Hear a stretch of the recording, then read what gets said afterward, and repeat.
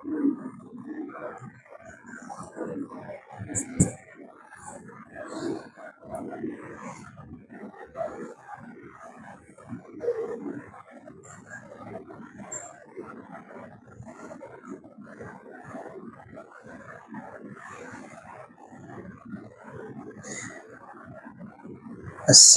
अलैकुम वरहमतुल्लाहि वबरकातुह।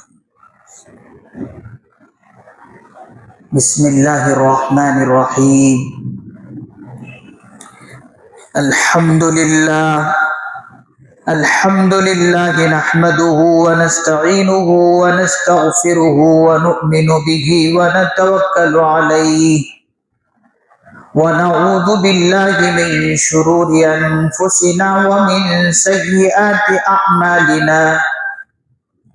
मन यहदिहिल्लाहु फला मुज़िल्ल लहु व मन युज़लिल्हु फला हादिय लहु व नशहदु अन ला इलाहा इल्लल्लाहु वहदहु ला शरीका लहु व नशहदु अन्न सय्यिदना व सनदना व नबियना व मौलाना मुहम्मदन अब्दुहु व रसूलुहु सल्लल्लाहु तआला अलैहि व अला आलिहि व अस्हाबिहि व अज़वाजिहि व ज़ुर्रिय्यातिहि व बारक व सल्लम तस्लीमन कसीरन कसीरा। अम्मा बअद फ़अऊज़ु बिल्लाहि मिनश शैतानिर रजीम। बिस्मिल्लाहिर रहमानिर रहीम। वमा अर्सलनाक इल्ला रहमतल लिल आलमीन। वक़ाल अल्लाहु तबारक व तआला फ़ी मौज़िइन आख़र लक़द कान लकुम फ़ी रसूलिल्लाहि उस्वतुन हसनतुन लिमन कान यर्जुल्लाह वल यौमल आख़िर। वक़ाल अन्नबिय्यु सल्लल्लाहु अलैहि वसल्लम ला युमिनु अहदुकुम हत्ता अकूना अहब्बा इलैहि मिन वालिदिही व वलदिही वन्नासि अजमईन। औ कमा क़ाल अलैहि सलातु वस्सलाम। रब्बि इश्रह ली सदरी व यस्सिर ली अमरी वहलुल उक़दतम मिन लिसानी यफ़क़हू क़ौली। अल्लाहुम्मा सल्लि अला सय्यिदिना मुहम्मद व अला आलि सय्यिदिना मुहम्मदिन व बारिक व सल्लिम। सारे हजरात एक मर्तबा मोहब्बत के साथ, अदब के साथ, एहतराम और अजमत के साथ, दिल की गहराइयों से, खुलूस लिल्लाहियत के साथ दुरूद पाक पढ़ें। अल्लाहुम्मा सल्लि अला मुहम्मदिन नबिय्यिल उम्मी व अला आलिहि व सल्लिम तस्लीमा। वो दानाए सुबुल खत्मे रसूल मौलाए कुल जिसने, वो दानाए सुबुल खत्मे रसूल मौलाए कुल जिसने गुबारे राह को बख्शा फरोगे वादिये सीना। निगाहे इश्क मस्ती में वही अव्वल वही आखिर, निगाहे इश्क मस्ती में वही अव्वल वही आखिर, वही कुरान वही फुरक़ान वही यासीन वही ताहा।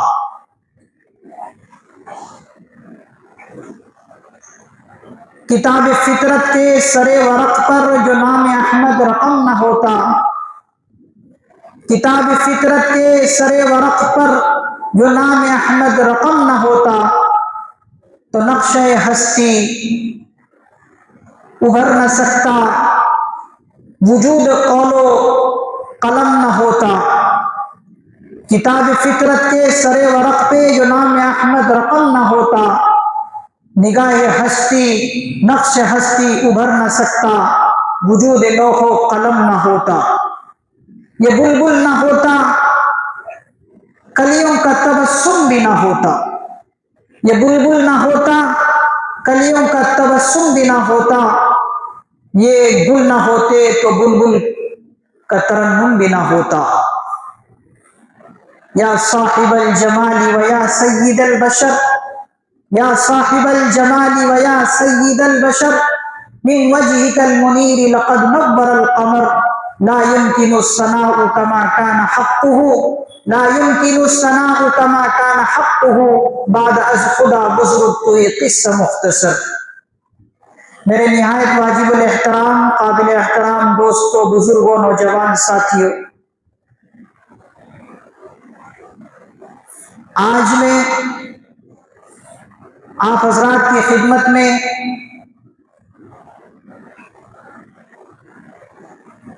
آقا نامدار تاجدار مدینہ احمد مجتبی محمد مصطفیٰ صلی اللہ علیہ وسلم سے محبت کرنے کے وجوہات پر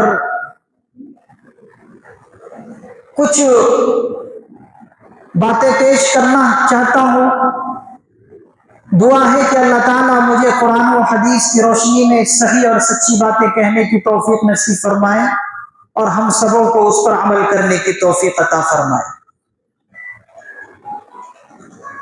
میرے عزیزوں، بزرگوں، دوستوں، میں نے پچھلے جمعے میں آپ حضرات کی خدمت میں نبی پاک صلی اللہ علیہ وسلم کی ولادت باسعادت کا کچھ حصہ پیش کیا اور حضور دنیا میں آئے تو کیا کیا انوار و برکات لے کر آئے، کچھ حصہ سیرت کا میں نے آپ حضرات کی خدمت میں پیش کیا تھا۔ آج میں اس آقا نامدار مدینے کے تاجدار جناب نبی کریم صلی اللہ علیہ وسلم سے ہم محبت کیوں کرتے ہیں، اس کے وجوہات کیا ہے، اس پر میں آپ حضرات کی خدمت میں باتیں رکھ رہا ہوں۔ دیکھیں، دنیا کے اندر انسان 4 چیزوں کے ہونے کی وجہ سے کسی سے محبت کرتا ہے۔ دنیا کے اندر اگر کسی کے اندر 4 چیزیں پائی جائیں تو انسان محبت کرتا ہے، اور اگر نہ پائی جائے وہ 4 چیزیں تو پھر اس سے پوری طرح محبت نہیں کرتا۔ نبی سے اللہ کا بندہ اور نبی کا امتی نبی سے کیوں محبت کرتا ہے؟ وہ اس لیے کہ اس نبی پاک صلی اللہ علیہ وسلم کے اندر 4 چیزیں بدرجہ اتم پائی جاتی ہیں۔ 4 چیزیں کیا ہے؟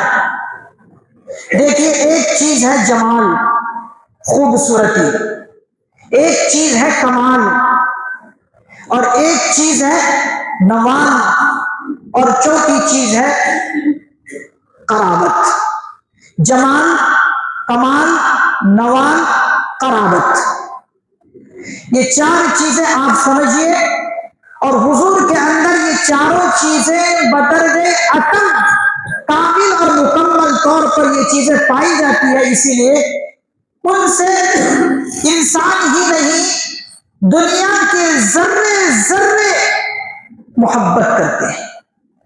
انسان تو انسان، جانور بھی محبت کرتے ہیں محمد رسول اللہ صلی اللہ علیہ وسلم سے، چرند پرندے بھی محبت کرتے ہیں، اور نباتات، جمادات، درخت، پتھر، حیوانات، تمام کی تمام یہ چیزیں حضور سے محبت کرتے ہیں، اس لیے کہ وہ 4 چیزیں پائی جاتی ہیں۔ پہلی چیز ہے جمال۔ جب انسان کے اندر جمال ہو تو ہر شخص جمال والے پر نشاور ہو جاتا ہے۔ کوئی خوبصورت نظر آیا، اس پر پوری طرح جو ہے نشاور ہو جاتا ہے۔ جمال یعنی خوبصورتی حضور کے اندر کامل طور پر تھی۔ حضور کی حسن اور حضور کے جمال کو میں کس انداز میں بیان کروں؟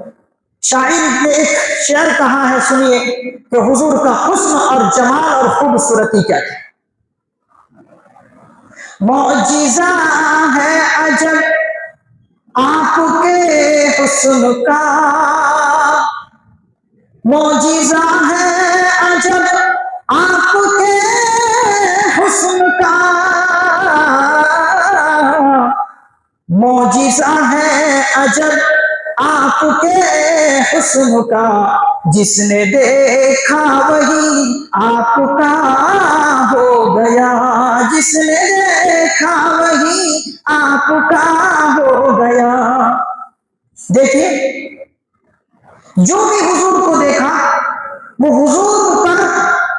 निछावर हुए हुजूर पर फिदा हुए नहीं रहा। जिसने भी देखा वो हुजूर पर पूरी तरह फिदा हो गए। मिसाल के तौर पर आप एक छोटा सा वाक़या सुनिए। उम्मे जमील एक औरत है। उम्मे जमील का नाम आपने सुना है। एक औरत है और ये ऐसी औरत है कि जो हुजूर सल्लल्लाहु अलैहि वसल्लम पर कूड़ा करकट डाला करती थी। ये तो सुना है, हुजूर पर कूड़ा करकट डाला करती थी। और इस औरत के यहाँ सिर्फ एक ही बच्ची थी, इसकी एक बेटी थी, इसके अलावा और कोई इसके पास नहीं थे। एक बेटी थी। ये बेटी को लेकर एक मर्तबा घर में बैठकर कुछ बातें कर रही है, और बातें करते करते अचानक दरवाजे पर दस्तक होती है, आवाज कोई देते। तो ये उम्मे जमील औरत जो हुजूर पर कूड़ा करकट डाला करती थी, इसने कहा कि देखो दरवाजे पर कौन आया है। जाकर देखती है इनकी बेटी के दरवाजे पर जनाब मोहम्मद रसूलुल्लाह सल्लल्लाहु अलैहि वसल्लम और आपके दोनों यार यानी हजरत अबू बकर सिद्दीक रजी अल्लाह अन्हु और हजरत उमर फारूक रजी अल्लाह अन्हु मौजूद है। ये दोनों हजरत उमर रजी अल्लाह अन्हु, हजरत अबू बकर सिद्दीक रजी अल्लाह अन्हु हुजूर अलैहिस्सलातु वस्सलाम के जमीन के वजीर हैं। वजीर आसमान पर हुजूर के अलग वजीर और दुनिया में जमीन पर ये दोनों हुजूर के वजीर कहलाते थे। जिधर भी जाते ये दोनों होते थे, बॉडीगार्ड होते थे। तो जाकर देखती है कि हुजूर हैं और इनके साथ ये दोनों सहाबी हैं। दौड़ती दौड़ती वो अपने माँ के पास आती है और आकर कहती है, माँ आज तो वही हमारे दरवाजे पर आया है जिनके ऊपर तू कूड़ा करकट डाला करती थी। आज हमारी खैर नहीं है, आज हमारे गले दबा दिए जाएंगे, आज घोंट कर हमें मार दिए जाएंगे। तो माँ कहती है, बेटी हमारे पास तो कुछ है नहीं इस वक्त कि हम अपना बचाव करें। अगर ऐसा है तो हम रहमो करम की अपील कर लेंगे उनसे, रहमो करम की भीख मांग लेंगे उन बंदों से। जाओ जाके पूछो कि क्या चाहते हैं। बेटी जाती है, क्यों आए पूछती है। हुजूर को अंदर आने के लिए कहती है कि आइए आप लोग अंदर आइए, क्या बात है देखेंगे। हुजूर अलैहिस्सलातु वस्सलाम और हजरत सिद्दीक अकबर रजी अल्लाह, हजरत उमर रजी अल्लाह दोनों आ जाते हैं और आकर बैठ जाते हैं। ये बूढ़ी औरत जिनका नाम उम्मे जमील है, ये कहती है कि पैगंबर तुम वो है कि जिन पर मैं कूड़ा करकट डाला करती थी, आज तो क्यों यहाँ पर आया है। हुजूर अलैहिस्सलातु वस्सलाम फरमाते हैं, देखिए क्या अजीब जुमले हैं हुजूर अलैहिस्सलातु वस्सलाम के, और ये वही शख्स कह सकता है जो सारी इंसानियत का रहबर और रहनुमा हो, हादी हो, वही ये जुमले कह सकता है। हुजूर अलैहिस्सलातु वस्सलाम ने कहा, ए माई मैं इसलिए आया हूँ कि मैंने देखा कि 2-3 दिन से मेरे ऊपर कोई कूड़ा करकट एक गुड़िया डाला करती थी, वो नहीं डाल रही है, क्या वजह है। सहाबा से मैंने पूछा, सहाबा ने कहा कि हुजूर वो बुढ़िया बीमार है और अनालत में है और सख्त बीमार है, इसीलिए वो बुढ़िया आप पर कूड़ा करकट नहीं डाल रही है। हुजूर अलैहिस्सलातु वस्सलाम अपने सहाबा से ये बात सुनकर हुजूर अलैहिस्सलातु वस्सलाम इस बुढ़िया की तीमारदारी के लिए आए, इयादत करने के लिए आए हैं। बुढ़िया से हुजूर ने कहा कि मुझे महसूस हुआ कि तुम बीमार हो, इसीलिए तुमने कूड़ा करकट मेरे ऊपर नहीं डाली है, इसीलिए मैं तेरी इयादत और मिजाज कुर्सी के लिए आया हूं। अल्लाहु अकबर कबीरा, क्या अखलाक है हुजूर अलैहिस्सलातु वस्सलाम के। इसीलिए मैंने कहा मौजिज़ा है अजब आपके हुस्न का, मौजिज़ा है अजब आपके हुस्न का, जिसने देखा वही आपका हो गया। اس کے بعد بڑھیا فوراً کیا کرتی ہے، حضور علیہ السلام کے یہ جملے سنتے ہی کلمہ طیبہ لا الہ الا اللہ محمد رسول اللہ پڑھ کر اسلام میں داخل ہو جاتی ہے۔ اللہ اکبر کبیرہ، یہ اخلاق اور یہ حسن حضور علیہ السلام تو حسن میں بے کمال ہے۔ صحابہ کرام رضی اللہ عنہ آپ کے حسن کو اپنی آنکھوں سے دیکھے تھے۔ حضور علیہ السلام کی چہیتی بیوی اما عائشہ صدیقہ رضی اللہ عنہا فرماتی ہے کہ مجھے اگر گھر میں اندھیری رات میں کبھی سوئی میں دھاگا ڈالنا پڑتا، سوئی میں دھاگا کو ڈالنا پڑتا، دھاگا کو داخل کرنا پڑتا، تو میں اس وقت کیا کرتی تھی؟ اما عائشہ فرماتی ہے کہ میں حضور کے رخ مصطفیٰ کے پاس، حضور کے چہرے انور کے پاس کپڑے کو لے کر جاتی اور سوئی کو ہاتھ میں لیتی اور سوئی کے سوراخ میں دھاگا ڈال لیتی تھی، صرف اس لیے حضور کی نورانیت کی وجہ سے سوئی کے اندر دھاگا ڈال لیا کرتی تھی۔ یہ ہے حضور علیہ السلام کے چہرے مبارک کی روشنی اور خوبصورتی۔ اسی طریقے سے فرماتی ہے کہ اگر کبھی اندھیری رات میں کوئی چیز گم ہو جائے، خود فرماتی ہے، روایت ہے بخاری کے اندر، خود فرماتی ہے کہ اگر اندھیری رات میں کوئی چیز گم ہو جاتی تو میں کیا کرتی؟ فرماتی ہے کہ میں آپ کے دست مبارک، آپ کے ہاتھ مبارک کو سامنے لے کر ایسے ٹارچ کی طرح چلتی تو وہ چیز مل جاتی۔ سبحان اللہ کہیے، ماشاء اللہ، کیا کمال ہے، کیا جمال ہے۔ اسی طریقے سے حضرت برا ابن عازب، یہ تو آپ نے اپنے ان کے گھر کی بیوی کی حالت آپ نے سنا، آپ آگے چلیے، آپ کہہ سکتے ہیں کہ گھر کی عورت ہے، اپنے شوہر کے بارے میں صرف تعریف ہی کر سکتی ہوگی۔ آپ آگے جائیے، صحابہ کرام رضوان اللہ علیہم اجمعین کی طرف جائیے۔ حضرت برا ابن عازب رضی اللہ عنہ بہت بڑے صحابی ہیں، یہ فرماتے ہیں کہ 14ویں چاند کی تاریخ ہوتی، یعنی چاند کی 14ویں تاریخ ہوتی، چاند چمکتا دمکتا آسمان پر، تو وہ فرماتے ہیں کہ میں کبھی چاند کو دیکھتا اور کبھی میں اپنے پیارے حبیب صلی اللہ علیہ وسلم کو دیکھتا، تو وہ قسم کھا کر صحابی فرماتے ہیں کہ میں قسم کھا کر کہتا ہوں کہ وہ چمکتا دمکتا سورج پر حضور کے چہرے مبارکہ کی روشنی غالب آ جاتی، حضور کے رخ انور کی روشنی چاند پر غالب آ جاتی اور چاند کی وہ ٹمٹماتی ہوئی روشنی مغلوب ہو جاتی۔ یہ ہے حضور علیہ السلام کی خوبصورت۔ اسی لیے شاعر نے کہا کہ حسن یوسف دم عیسیٰ یدے بیضاداری، حسن یوسف دم عیسیٰ یدے بیضاداری، آنچ خوبا ہما دارد تو تنہا داری۔ تمام انبیاء علیہ السلام کی خوبصورتی ایک طرف اور تنی تنہا حضور علیہ السلام کی خوبصورتی ایک طرف۔ اس میں حضرت یوسف علیہ السلام بھی آ گئے، حضرت یوسف علیہ السلام کی خوبصورتی دوسرے نبیوں کی طرف اور میرے پیارے آقا صلی اللہ علیہ وسلم کی خوبصورتی ایک طرف۔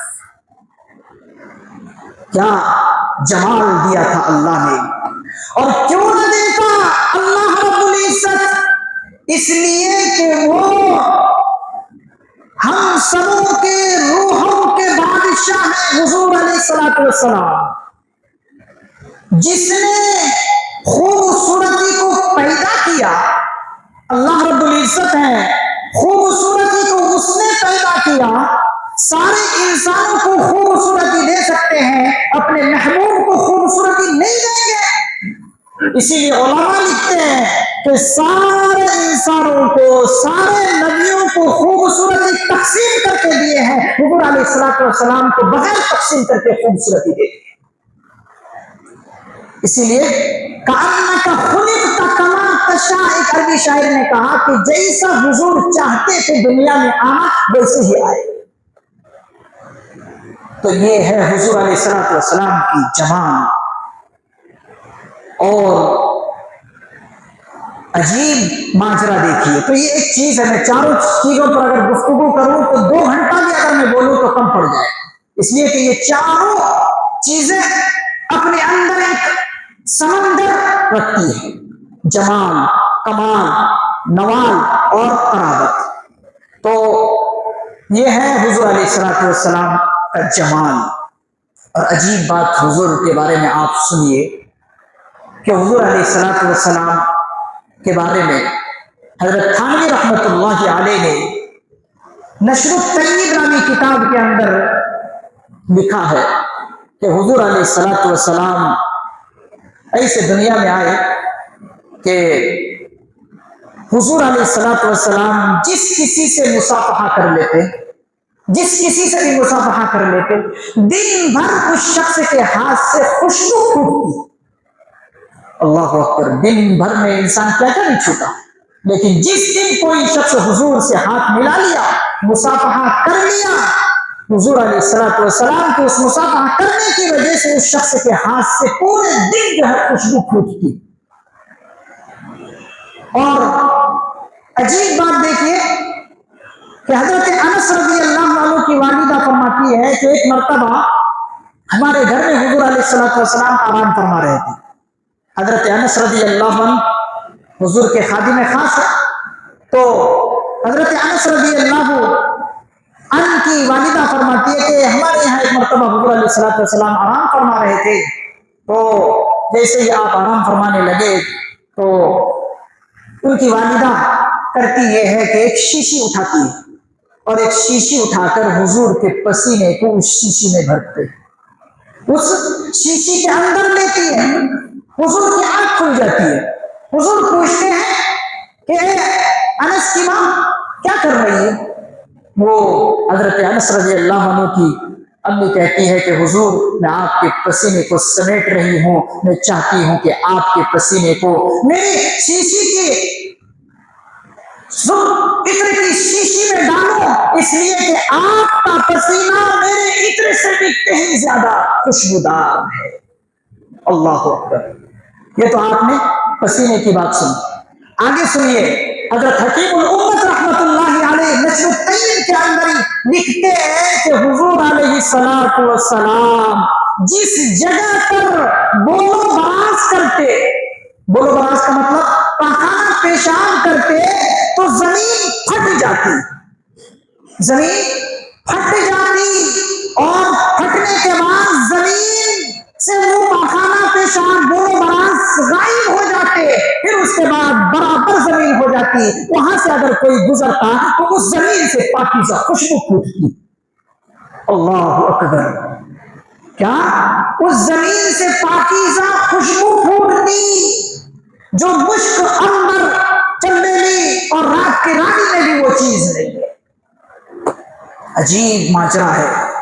آگے اور سنیے، حضور علیہ السلام کے ایک صحابی نے جنگ احد میں حضور کے زخم پر جو خون مبارک لگا ہوا تھا، اس زخم کے خون کو چوس لیتے ہیں۔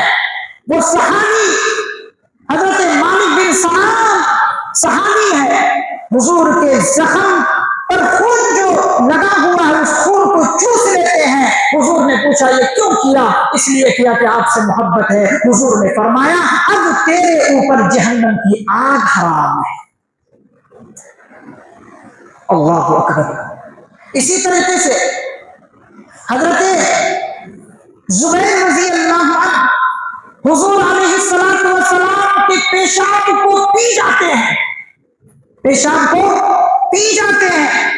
پینے والے صحابی کہتے ہیں کہ مجھے پینے کے اندر ایسی مٹھاس اور ایسی شیر معلوم ہوئی کہ کسی اور چیز میں وہ مٹھاس ہی نہیں۔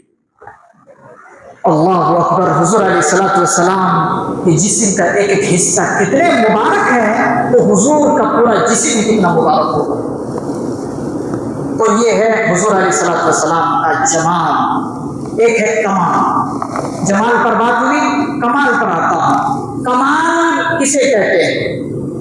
حضرت علماء کرام فرماتے ہیں کہ کمال وہ چیز ہے کہ اگر انسان خوبصورت بھی نہ ہو، اگر کمال ہو تو کمال ہونے کی وجہ سے انسان اس کی طرف داعی محبت کرتا ہے، محبت کے لیے لپک جاتا ہے اگر کسی کے اندر کمال ہو۔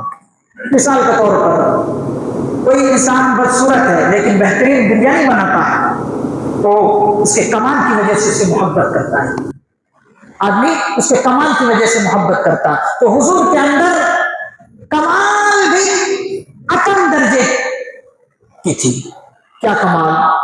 کمال یہ ہے حضور علیہ الصلوۃ والسلام کے اندر کہ حضور علیہ الصلوۃ والسلام کے اخلاق، معاملات، معاشرت اور اسی طریقے سے عبادات کے اندر بھی آپ بدرجہ اتم کامل تھے۔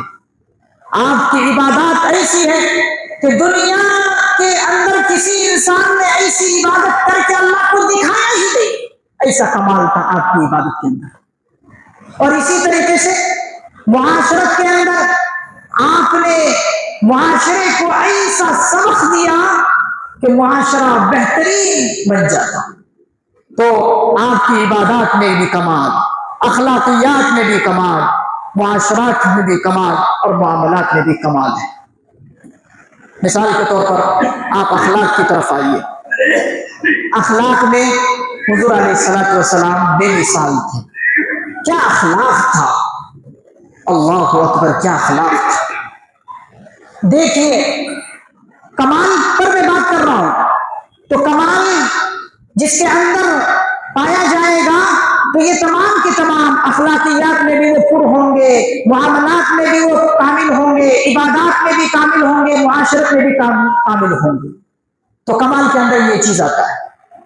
کمال حضور کے اندر یہ دیکھیے کہ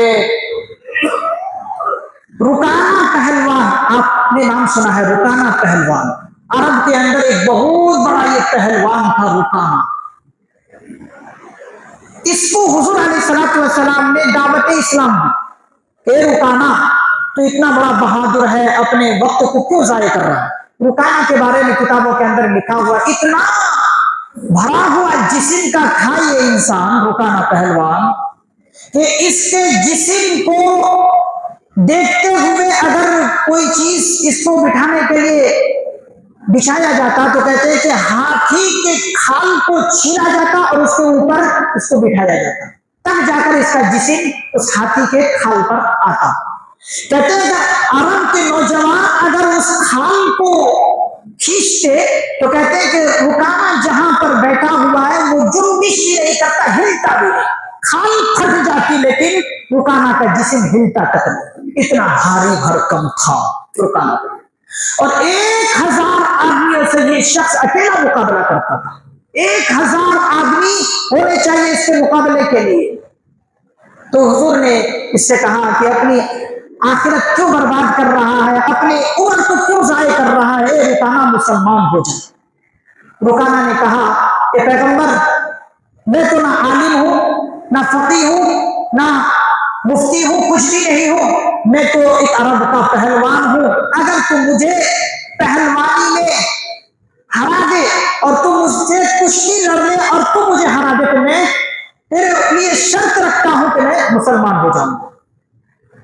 کیا شرط اس نے رکھی کہ اگر تو اے پیغمبر مجھے ہرا دے تو میں تو کچھ نہیں جانتا، بس میں پہلوان ہوں، اگر تو مجھے ہرا دیا تو میں ایمان لے آؤں۔ رکانہ سے کہا حضور نے کیا پکی بات ہے؟ رکانہ نے کہا پکی بات۔ دیکھیے کیا کمال ہے۔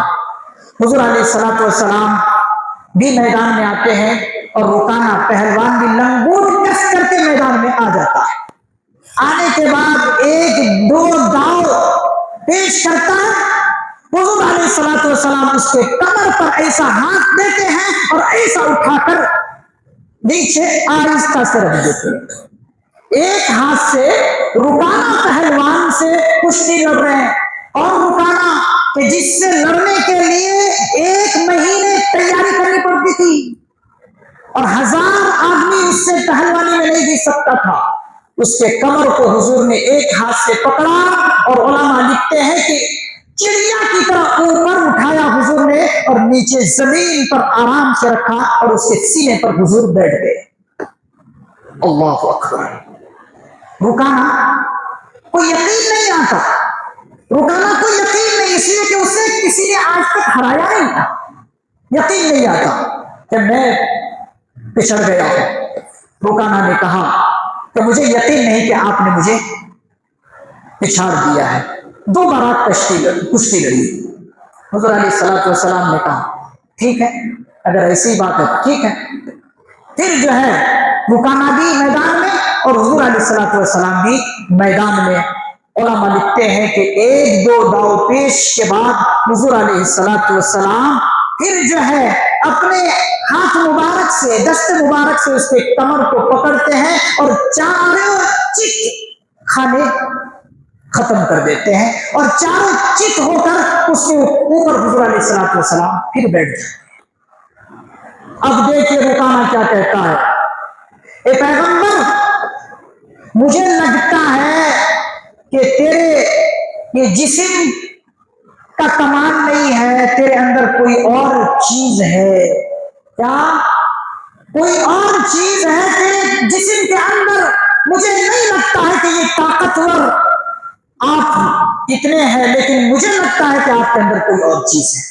حضور علیہ السلام نے پھر رکانہ سے کہا اے رکانہ وہی تو میں بات کہہ رہا ہوں جو میرے اندر ہے، اسی اندر کی چیز کو تو میں بتا رہا ہوں کہ تو مسلمان ہو جا، تو کلمہ طیبہ پڑھ لے، اس کے اندر ایسی طاقت ہے، اللہ کی طاقت اس کے اندر ہے، وہی تو میں دعوت دے رہا ہوں۔ یہ جملہ سنتے ہی رکانہ حضور علیہ السلام پر کلمہ پڑھ کر مسلمان ہو جاتے ہیں۔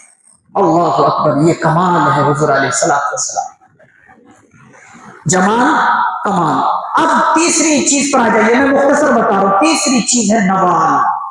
نوال کہتے ہیں احسان کرنے کو۔ کیا؟ احسان کرنے کو۔ احسان جب کوئی انسان کسی پر کرتا ہے تو وہ اس کا ہی ہو کر رہ جاتا ہے، اسی لیے مشہور مقولہ ہے الانسان عبد الاحسان، کہ انسان احسان کا بندہ ہے، جو جس پر احسان کرتا ہے وہ اس کا ہو کر رہ جاتا ہے۔ تو حضور علیہ السلام کے اندر احسان کرنا بھی اتم درجے پر موجود تھا، کہ حضور علیہ السلام دوسروں پر بہت احسان کرتے تھے، بہت احسان کرتے تھے۔ دیکھیے حضور علیہ السلام نے ایک موقع پر ایک یہودی عالم سے کچھ قرض لیا، اور قرض جب لیا تو معاہدہ طے تھا کہ فلاں تاریخ میں دوں گا۔ وہ یہودی عالم معاہدہ کے وقت پورا ہونے سے پہلے ہی آ گیا اور آ کر حضور کے سامنے بیٹھ گیا اور کہنے لگا کہ محمد تو میرا قرض اتار، اگر تو نہیں اتارتا تو تیرے پاس سے ہٹنے کیسے نہیں، تیرے پاس ہی بیٹھا رہا۔ حضور نے جب سنا کہ یہ ہٹے گا ہی نہیں تو حضور نے بھی کیا کیا، حضور غصہ نہیں ہوئے، حضور تو پہلے ان کو کہا کہ میرے پاس چکانے کے لیے پیسے نہیں ہیں اس وقت، اس میں وقت بھی پورا نہیں ہوا، تو پہلے ہی آ کر بیٹھ گئے۔ تو اس نے کہا کہ میں تیرے پاس سے ہٹوں گا نہیں، تو حضور نے بھی کہا کہ میں تیرے پاس سے ہٹوں گا، میں تیرے پاس ہی رہوں گا۔ بیٹھے رہے، وہ یہودی بھی بیٹھا رہا۔ کتابوں کے اندر لکھا ہوا ہے کہ حضور اس کے پاس بیٹھے ہوئے ظہر، عصر، مغرب، عشاء چاروں نمازیں بیٹھ کر نہیں ادا، اور صحابہ ماجرا دیکھ رہے ہیں، یہاں تک کہ اگلی صبح ہوئی، فجر کی نماز بھی اسی کے بعد آپ نے ادا کی، وہ شخص تب بھی نہیں اٹھا۔ تو صحابہ کرام نے انہیں دھمکایا، ڈرانے کی کوشش کی، تو حضور کو معلوم ہو گیا کہ صحابہ ان پر غصہ کر رہے ہیں، تو حضور نے صحابہ سے کہا کہ غصہ کرنے کی ضرورت نہیں ہے، یہ اس کا حق ہے، یہ اس کا حق ہے۔ لہذا حضور علیہ السلام نے جیسے صحابہ کو کہا تو صحابہ خاموش ہو گئے. لیکن صحابہ نے حضور سے کہا کہ اللہ کے رسول صلی اللہ علیہ وسلم خدا کی خدائی کے بعد آپ کا مرتبہ ہے، لیکن یہ آپ کے مرتبے کو نہیں پہچان رہا اور آپ کے ساتھ بیٹھا ہوا ہے اور آپ کو پابند کر دیا. اب اس کے بعد دیکھیے، اس کے بعد حضور نے یہ کہا اس یہودی عالم سے کہ مجھے اللہ نے کسی بھی شخص پر ظلم کرنے سے منع کیا ہے. حضور نے کیا کہا اس یہودی عالم سے کہ مجھے اللہ نے کسی بھی شخص پر ظلم کرنے سے منع کیا ہے، میں تیرے اوپر ظلم نہیں کرتا. یہ جملہ سننا تھا. وہ یہودی عالم کہتا ہے کہ اللہ کے پیغمبر صلی اللہ علیہ وسلم نے آپ کے ساتھ جو یہ معاملہ کیا تھا، یہ رویہ اپنایا تھا، وہ کسی اور غرض سے، اس لیے کہ میں یہودی کا عالم ہوں، یہودی عالم ہوں، میرے تورات کے اندر یہ سارے کے سارے اخلاقیات آپ کے پڑھے ہیں. میں نے یہ بھی پڑھا تھا کہ آپ مکے میں پیدا ہوں گے، میں نے یہ بھی پڑھا تھا کہ آپ مدینے کی طرف ہجرت کریں گے، میں نے یہ بھی پڑھا تھا کہ آپ کے اخلاق ایسے ہوں گے، آپ کسی پر ظلم نہیں کریں گے. میں نے یہ تمام چیزیں دیکھنا چاہتا تھا اور میں نے یہ تمام چیزیں دیکھ لی. اب اے اللہ کے پیغمبر صلی اللہ علیہ وسلم آپ کا کلمہ پڑھتا ہوں اور میں مسلمان ہو جاتا ہوں. اور حضور سے یہ جملہ آخر میں کہتے ہیں لیجیے یہ میرا آدھا مال ہے، یہ سب آدھا مال لے کر آپ اللہ کی راہ میں خرچ کیجیے. یہ ہے حضور کا احسان. اور چوتھی چیز ہے قرابت، یعنی رشتہ داری. حضور علیہ الصلوۃ والسلام سے ہماری رشتہ داری اتنی مضبوط ہے کہ ماں باپ سے بھی زیادہ رشتہ داری حضور سے ہمارا ہے. روحانی رشتہ داری ہے حضور سے ہمارا. کیا روحانی رشتہ داری، روحانی قرب. اللہ نے قرآن کریم میں فرمایا النبی اولیٰ بالمؤمنین من انفسہم، کہ نبی مومنین سے قربت میں اس کے نفس سے بھی زیادہ ہے. نبی مومنین کے ساتھ قربت میں، قریبی میں اس کے نفس سے بھی زیادہ ہے. یعنی انسان کے پاس نفس ہے، انسان کا نفس کبھی نفع پہنچاتا ہے، کبھی نقصان پہنچاتا ہے، لیکن اللہ فرما رہے ہیں کہ نفس سے بھی زیادہ مومنین کے ساتھ حضور کا قرب ہے، قربت ہے، قریبی ہے. وہ اس لیے کہ نفس کبھی نفع پہنچاتا ہے، کبھی نقصان انسان کو پہنچاتا ہے، لیکن حضور کی تعلیم امت کے لیے ایسی ہے کہ امت کو اس میں کبھی نقصان ہی نہیں ہے. اللہ اکبر. تو حضور کے امتی ہونے کا حق کب ہم ادا کر سکیں گے؟ جب حضور کے صحیح طور پر ہم تابع دار بن جائیں، حضور کے متبع بن جائیں گے. شریعت کے ہر شعبے میں جب ہم حضور کو تابع بنا لیں گے، حضور کے ہم بالکل پیروی کرنے لگ جائیں گے، تب ہم حضور سے کامل طور پر محبت اور امتی ہونے کے مستحق ہوں گے. اسی لیے ایک شاعر نے کہا محمد کی محبت دین حق کی شرط اول ہے. محمد کی صلی اللہ علیہ وسلم، سارے حضرات کہیے محمد کی محبت دین حق کی شرط اول ہے، اسی میں ہو گر خامی تو سب کچھ نامکمل ہے. میرے عزیزو، ایسے حضور ہمیں ملے ہیں اور حضور کا امتی ہونا نصیب ہم سبوں کو ہے. تو ضرورت ہے کہ ہم حضور کے صحیح طور پر پیروی کرنے والے بن جائیں، اتباع کرنے والے بن جائیں. اللہ تعالیٰ سے دعا ہے اللہ تعالیٰ مجھے بھی اور آپ حضرات کو بھی اور پوری امت مسلمہ کو بھی حضور کا صحیح اور سچی شیدائی بننے اور سچی محبت کرنے والا بننے کی توفیق نصیب فرمائے. آمین. وآخر دعوانا الحمدللہ.